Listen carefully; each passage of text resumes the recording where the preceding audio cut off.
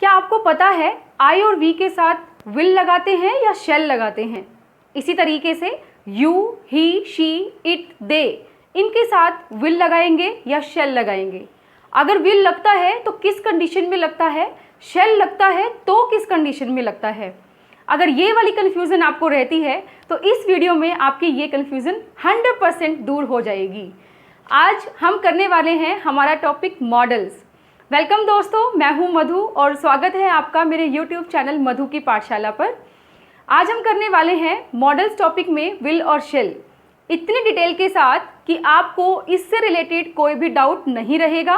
आपके हर competitive exam में ये आपके लिए हेल्पफुल रहेंगे। Let's get started. सबसे पहले शेल को हम डिस्कस करेंगे। शेल को डिस्कस करने के लिए हमें इन चीज़ों का पता होना ज़रूरी है। First, second and third person क्या होते हैं? फर्स्ट, सेकेंड, थर्ड पर्सन देखिए, फर्स्ट पर्सन में हमें इंक्लूड करना है आई और वी को, सेकेंड पर्सन में यू को, एंड थर्ड पर्सन में ही, शी, इट, दे और एनी नेम, किसी भी इन चीज़ों को इंक्लूड किया जा सकता है। हिंदी में आपने बहुत अच्छे से पढ़ा होगा उत्तम पुरुष, मध्यम पुरुष और अन्य पुरुष, तो उन्हीं से ही रिलेटेड हमने यहाँ पे बात की है।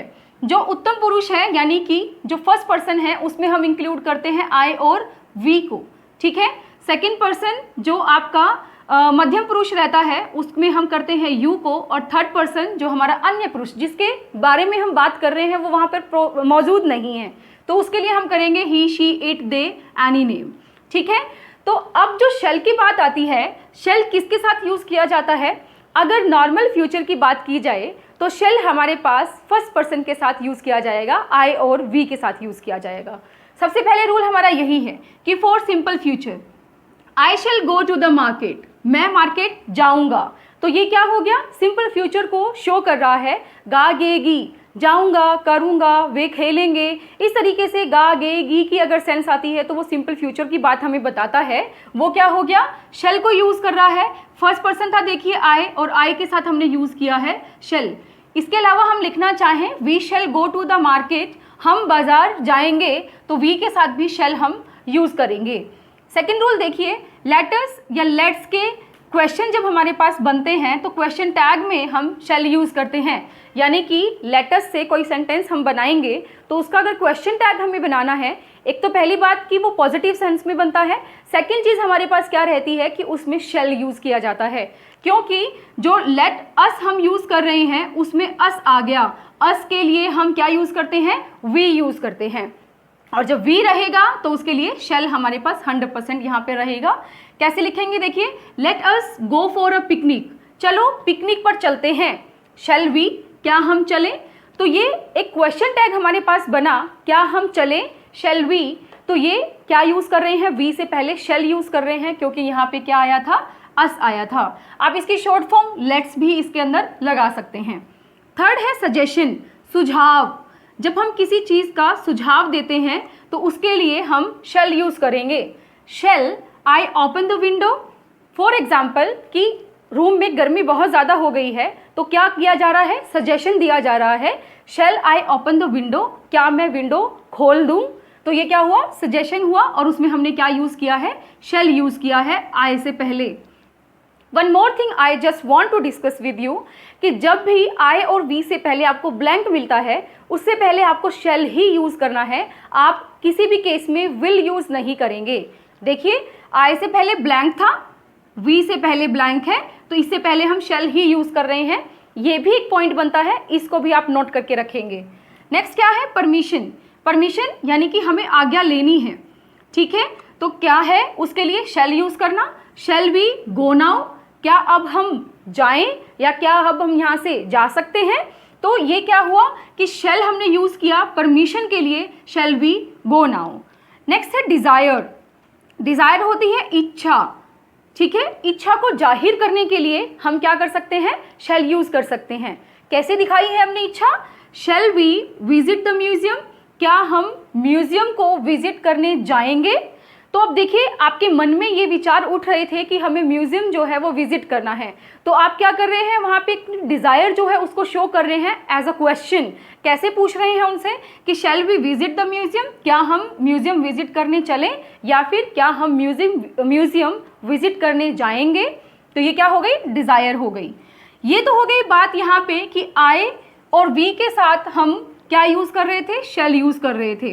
अब माइंड में एक क्वेश्चन अराइज होता होगा कि हम आई और वी के साथ विल भी यूज़ करते हैं, उसके लिए कुछ पर्टिकुलर केसेस होते हैं, उनको हम डिस्कस करेंगे। हालांकि क्या है कि आजकल आम बोलचाल की भाषा में हम आई के साथ विल लगाने लगे हैं, तो वो जो है हमारे ग्रामेटिकली जो होते हैं वो गलत होते हैं, क्योंकि ग्रामर के रूल के अकॉर्डिंग आई और वी के साथ शेल लगता है अगर नॉर्मल केसेस में यूज़ किया जाता है। कुछ जो पर्टिकुलर केसेस हैं, स्पेसिफिक केसेस हैं, उसके अंदर विल यूज़ किया जाएगा। अब वो कौन कौन से केसेस हैं वो ध्यान से देखिए। सबसे पहले है कमांड। अगर हम किसी को ऑर्डर देते हैं, कमांड देते हैं, तो वहाँ पे हमें क्या यूज़ करना है, यू के साथ शेल यूज़ करना है, यानी कि सेकेंड और थर्ड पर्सन के साथ शेल यूज़ करना है।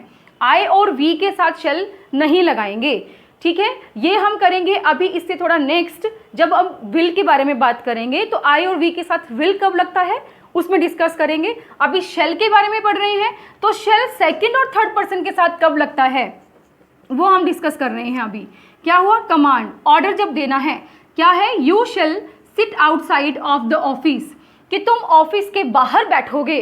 अब आपने क्या कर दिया, ये कमांड दे दी। जब आप किसी को कमांड देते हो तो उसके ऊपर स्ट्रेस डालते हो, और जब स्ट्रेस आ जाता है तो क्या करेंगे, सेकंड पर्सन के साथ हमने क्या यूज़ किया है, शेल यूज़ किया है।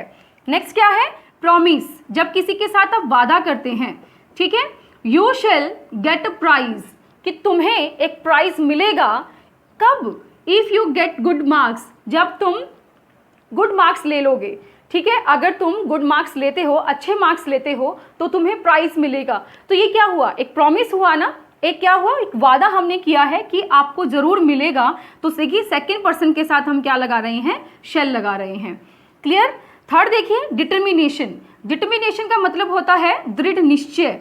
जब हम कोई मन बना लेते हैं कि हमें ये काम करना ही है, anyhow we will do that work, वो होता है दृढ़ निश्चय। और उसके लिए हम क्या करते हैं, सेकेंड और थर्ड पर्सन के साथ शेल यूज करते हैं। कैसे होगा, देखिए, she shall do good work to pass the exam, यानी कि क्या मतलब हुआ कि एग्जाम पास करने के लिए वह, she shall do good work, अच्छा काम करेगी। तो अब इसमें क्या हुआ कि उसने निश्चय कर लिया है, उसने इरादा कर लिया है मन में कि उसको ये एग्जाम पास करना है। तो वो अगर दृढ़ निश्चय की बात आ गई तो शी के साथ क्या लगाया हमने, शेल। और शी क्या है, थर्ड पर्सन है, थर्ड पर्सन के साथ शेल लगा दिया। क्लियर। नेक्स्ट है कंपल्शन।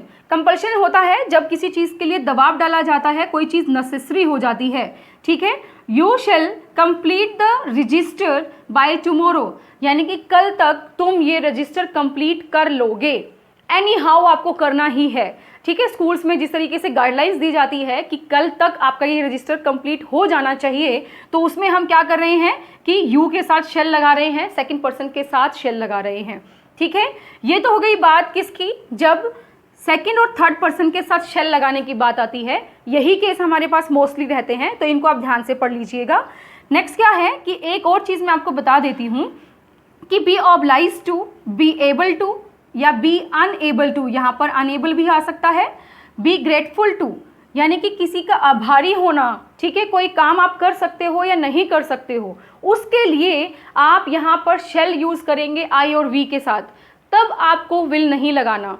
कई बार क्या लगता है कि बी ऑब्लाइज टू या बी एबल टू वो एक डिटर्मिनेशन की एक सेंस दे रहा है, लेकिन आपको उस सेंस के साथ नहीं जाना, आपको इन वर्ड्स के साथ जाना है। Be able to, be grateful to या बी ऑब्लाइज्ड टू, तो उसमें हम आई और वी के साथ हमेशा शेल यूज़ करेंगे। क्या रहेगा, I shall be oblige to you, मैं आपका आभारी रहूँगा। मोस्टली जब हम एप्लीकेशन लिखते हैं तो ये लाइन तो हम ऐड कर ही देते हैं, I shall be obliged to you, ठीक है। तो आई के साथ क्या लिखा हमने, शेल लिखा।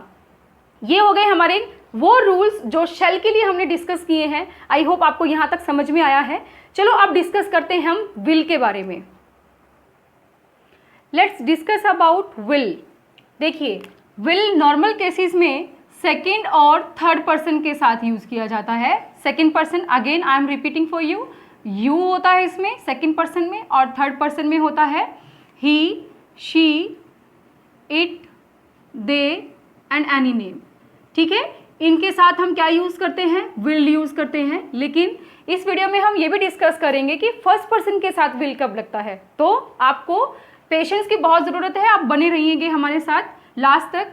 सबसे पहले बात करते हैं for simple future. Simple future में सेकेंड और थर्ड पर्सन के साथ they will play the match in the evening, शाम को वे मैच खेलेंगे। ठीक है, तो ये एक सिंपल सी स्टेटमेंट है जो फ्यूचर में काम होने वाला है, उसके लिए हमने यूज़ किया है। दे क्या है, थर्ड पर्सन है और इसके साथ हमने विल यूज़ किया। क्लियर। नेक्स्ट देखिए, इनविटेशन और ऑफर को अगर हमें शो करना हो तो हम क्या करते हैं, विल यूज़ करते हैं। जैसे कि will you come for dinner, कि क्या तुम डिनर पर आओगे। तो ये आप कह सकते हो कि इनविटेशन की तरह पूछ रहा है, या कहिए कि आप उसको ये ऑफर दे रहा है कि आपके लिए डिनर है और आप डिनर पर आएंगे। तो उस तरीके से इसे कहा गया, will you come for dinner. तो यू क्या है, सेकंड पर्सन, और सेकंड पर्सन से पहले क्या लगाया, विल लगाया।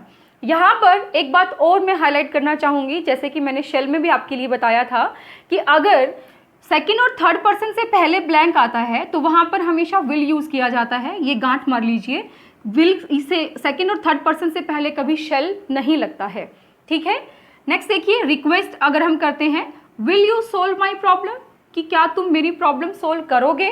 तो ये एक रिक्वेस्ट है, रिक्वेस्ट करने के लिए हमने क्या यूज़ किया है, विल यूज़ किया है। सेकेंड थिंग कि सेकेंड और थर्ड पर्सन के साथ यूज़ किया है। नेक्स्ट देखिए, इम्पेरेटिव सेंटेंसेस के क्वेश्चन टैग में यूज़ किया जाएगा। अब इम्पेरेटिव सेंटेंसेस क्या होते हैं, हमने जो सेंटेंसेस की वीडियो की थी उसमें भी हमने इस चीज़ को डिस्कस किया था। तो आपको अगर सेंटेंसेस के बारे में पता करना है कितनी तरह के सेंटेंसेस हैं, तो उस पर 2 वीडियोस हैं, एक जो क्लॉजेस पर बेस्ड है, एक जो सिंपल सेंटेंसेस पर बेस्ड होती हैं। आप दोनों वीडियोस जाकर के देख सकते हैं, आपको बहुत अच्छे से क्लियर हो जाएगा। यहाँ पर इंपेरेटिव सेंटेंस में आपको बता देती हूँ कि जो ऐसे सेंटेंस जो वर्ब से स्टार्ट होते हैं, जिसमें कमांड, ऑर्डर, रिक्वेस्ट, इस तरीके की चीज़ें अगर हम डिस्कस करते हैं तो वो होते हैं हमारे पास इंपेरेटिव सेंटेंसेस। अब देखिए क्या है, स्विच ऑफ द फैन। जैसे कि स्विच हमारे पास एक वर्ब है और ये वर्ब से स्टार्ट हो रहा है, इसमें सब्जेक्ट नहीं होता। Switch off the fan, fan को बंद कर दो। तो इस तरीके से यहाँ पे कमांड हमें मिल रही है, तो कमांड मिल रही है तो इसलिए हमारे पास ये क्या हो गया, इंपेरेटिव सेंटेंस हो गया। ओके। अब इंपेरेटिव सेंटेंस का अगर क्वेश्चन टैग हमें बनाना हो कि फैन को बंद कर दो, विल यू, क्या तुम कर दोगे। तो यहाँ पे हमने विल को यूज़ किया है क्वेश्चन टैग बनाने के लिए। अब क्वेश्चन टैग जो होता है वो क्या, कि अगर हमारे पास दो या तीन वर्ड जो हैं, हम अगेन उस क्वेश्चंस को रिपीट करने के लिए, स्ट्रेस डालने के लिए पूछते हैं, तो उसको क्वेश्चन टैग बोलेंगे हम।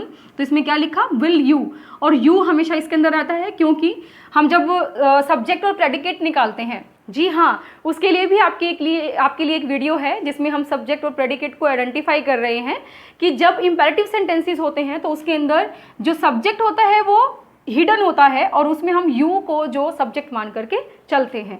तो इसलिए हमने यू यहाँ लेना है क्वेश्चन टैग में, और यू से पहले हम क्या लगा रहे हैं, विल लगा रहे हैं, विल यू। अब ये तो बात हो गई हमारे पास कि जिसमें सेकेंड और थर्ड पर्सन के साथ हमने विल यूज़ किया। ठीक है, अब बात करते हैं कि फर्स्ट पर्सन के साथ विल कब लगता है। फर्स्ट पर्सन के साथ विल कब लगेगा, ये बहुत इंपॉर्टेंट रहेगा आपका। ठीक है, इसको अच्छे से करेंगे। सबसे पहले प्रॉमिस, यानी कि जब हम किसी से वादा करते हैं, ठीक है, तो क्या करेंगे, फर्स्ट पर्सन के साथ विल लगाएंगे। I will give you my support, मैं तुम्हें अपना सपोर्ट दूंगा। तो यहाँ पे क्या हुआ, उसने प्रॉमिस ही तो किया है ना, तो उस प्रॉमिस के लिए हमने क्या कर दिया, आई फर्स्ट पर्सन के साथ विल लगा दिया। ठीक है। नेक्स्ट देखिए, थ्रेट। थ्रेट क्या होती है, धमकी। जब धमकी दी जाती है तो उसमें एक किस्म से ये कहते हैं कि उसने वादा कर दिया, उसने एक डिटर्मिनेशन कर लिया कि मैं तुम्हें धमकी दे रहा हूँ, मैं तुम्हें थ्रेट कर रहा हूँ कि तुम्हें ये करना है। क्या, कि I will spoil your painting, कि मैं तुम्हारी पेंटिंग को स्पॉइल कर दूंगा, खराब कर दूंगा।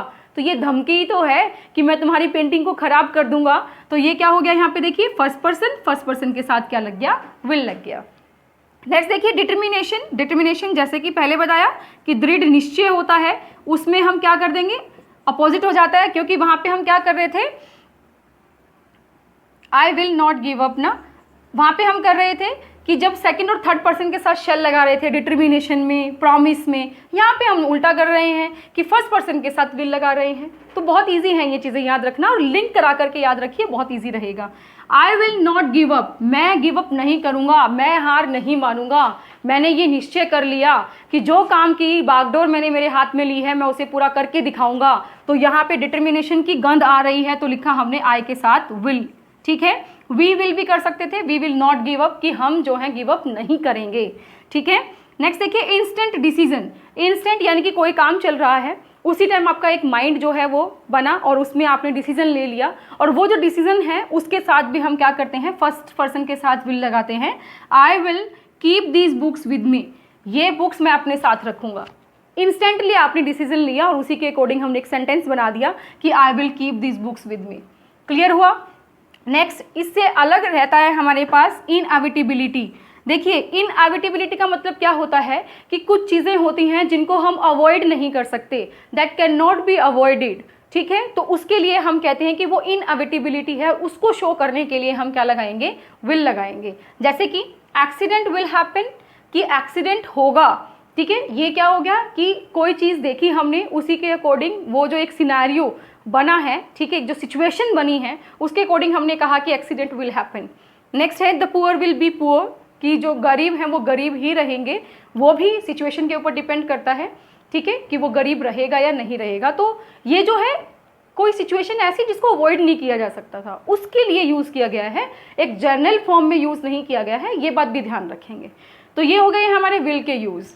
तो कैसा रहा आपका एक्सपीरियंस विल और शेल को समझने का, आप ज़रूर शेयर कीजिएगा आपके कमेंट्स लिख करके, ताकि हमें भी पता लगे कि आपको कितना समझ में आया है।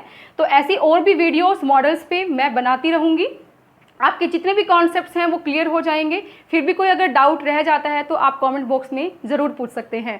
Thank you very much for being with us. अगर आप मेरे चैनल पर नए हैं तो सब्सक्राइब कर लें, बेल आइकन को दबा दें, ताकि आपको इंस्टेंटली नोटिफिकेशन मिल सके। और आपको वीडियोज़ अगर अच्छी लगती हैं तो प्लीज़ लाइक शेयर तो बनता है।